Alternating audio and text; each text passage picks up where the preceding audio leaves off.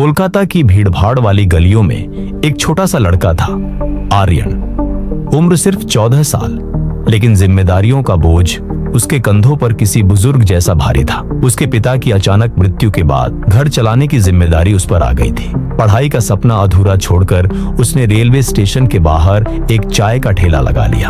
हर सुबह सूरज के निकलने से पहले वह दूध, पत्ती और शक्कर खरीदता और फिर पूरे दिन यात्रियों को चाय पिलाता। उसके हाथों में जलन होती थी, लेकिन आंखों में एक अलग सी चमक थी, कुछ कर दिखाने की, कुछ बनने की।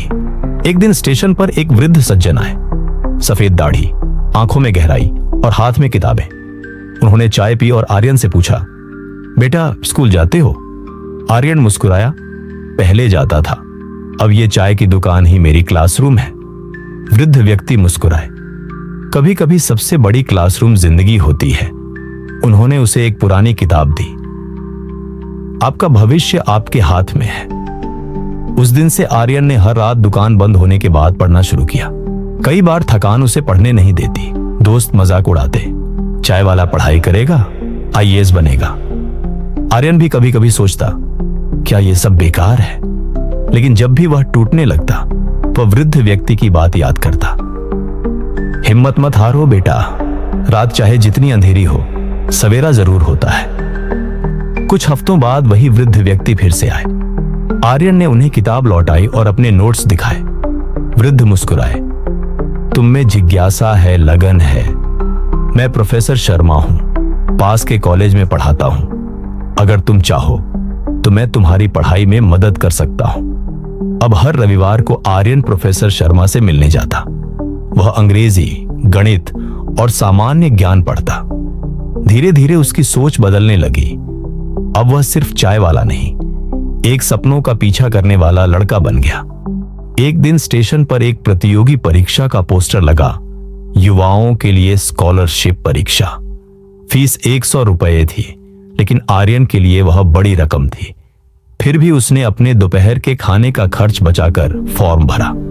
परीक्षा का दिन आया।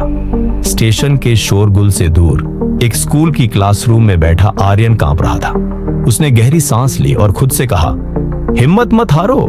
आर्यन की राह आसान नहीं थी।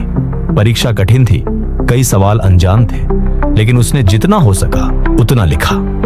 फिर महीनों इंतजार किया। स्टेशन पर काम करते हुए भी वह नए शब्द सीखता, यात्रियों से बातें करता और खाली समय में किताबें पढ़ता। कई लोग उसे ताना मारते, तेरा कुछ नहीं होगा, लेकिन कुछ लोग उसकी तारीफ भी करते। एक दिन दोपहर को एक चिट्ठी आई। वह परीक्षा में पास हो गया था। उसे एक प्रतिष्ठित स्कूल में स्कॉलरशिप मिली थी, पर अब नया डर था, क्या मैं वहां फिट हो पाऊंगा? मेरे जैसे चाय वाले का बेटा वहां कैसे पढ़ेगा? पहले दिन स्कूल में बच्चे उसकी हिंदी में उच्चारण का मजाक उड़ाते, उसके कपड़े पर हंसते, लेकिन आर्यन ने हार नहीं मानी। उसने खुद से वादा किया, मैं हर दिन कुछ नया सीखूंगा। रात को वह स्टेशन पर चाय बेचता और दिन में स्कूल जाता। वह नींद से लड़ता, थकान से जूझता, लेकिन कभी उम्मीद नहीं छोड़ता। 1 साल के भीतर आर्यन स्कूल में सबसे तेज छात्र बन गया। उसके टीचर उसे प्रतियोगिताओं में भेजने लगे। एक विज्ञान प्रदर्शनी में उसका बनाया गया कम लागत वाला जल शुद्धिकरण यंत्र राज्य स्तर पर प्रथम आया।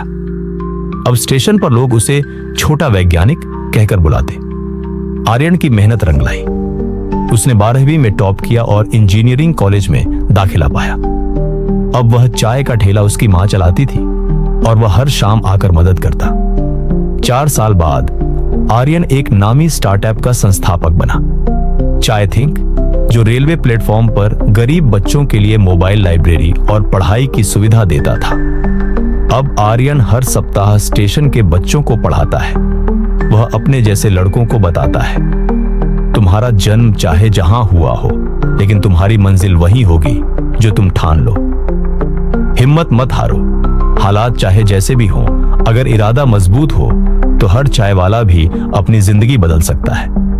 यह कहानी सिर्फ आर्यन की नहीं, हर उस बच्चे की है जो सपनों को जीना चाहता है, लेकिन हालात उसे रोकते हैं।